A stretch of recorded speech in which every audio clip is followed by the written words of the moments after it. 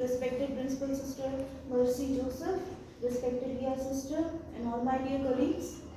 On the occasion of Constitution Day, while preparing this speech yesterday, I was remembering one of my childhood story.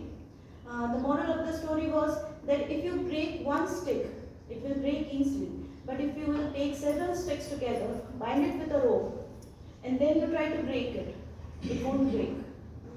The Constitution plays the same role of that rope. It used to bind us, all the people together, with a set of rules and regulations and duties, so that we can live a peaceful life. So the Constitution is actually the same rope which used to bind us together. And that is the basic essence of the Constitution, that is equality. The basic essence of the Constitution which Dr. Bhimrao Ambedkar told, that is equality. And the Constitution talks majorly about equality. Equality between the majorities and minorities, equalities between the standards, equalities between the religions, caste, and everything in all aspects. Now, we all know about the history of Constitution. Rupa ma'am has just told us about it. I just want to throw some light. In the year 1947, India had just won the independence. But the question was, what next? So, this Constitution, we had won the freedom from the British colonial rule, but the question, very big question was, what next? The two major questions in front of the Constituent Assembly that time, we all know about Constituent Assembly. It was the committee which was selected or appointed to draft the Constitution, and it was headed by Dr. Bhimrao Ambedkar. That's why he is also called as the father of Constituent Assembly, Constitution, right? So, the two basic or the key questions in front of the Constituent Assembly after the freedom was that how to manage or how to bring all the people together.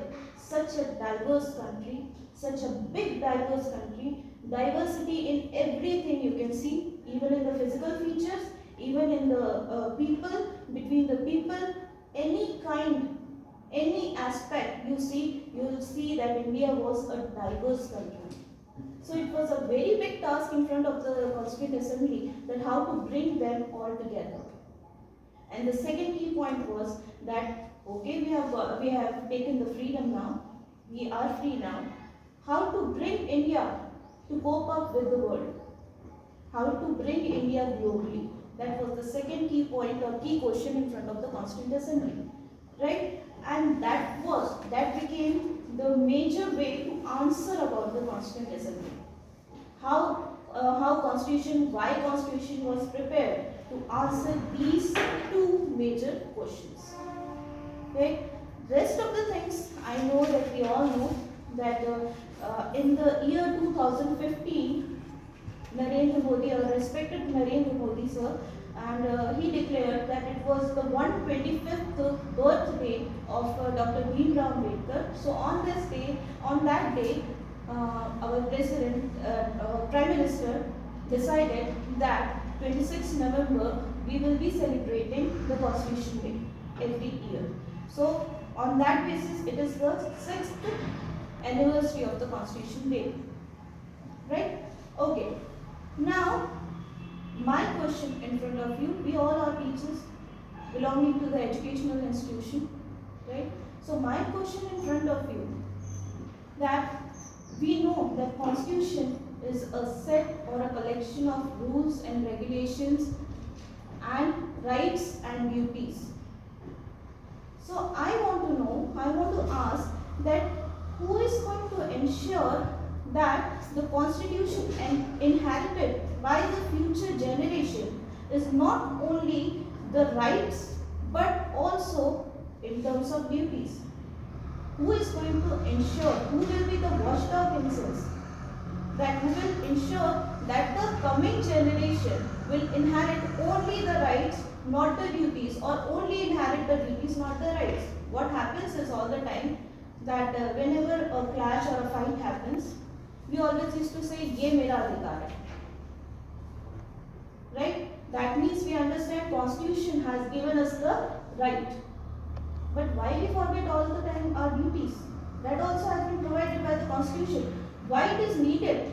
Don't spit there. Why it is needed to write on the wall? Don't spit there. It should come in within. That is the duty. That is also written in the Constitution. We know the rights of all of us. We always teach the students also about the rights and duties. But what the students used to get? They always used to get the rights. But they don't inherit the duties. It comes from within. And my dear teachers, I think that we teachers are just like a beam of light in the prison. Okay, when the beam of light falls in the prison, it reflects several colors. And we teachers play the same role. If you will start inculcating in the students, in the children, and even not just teachers, parents also.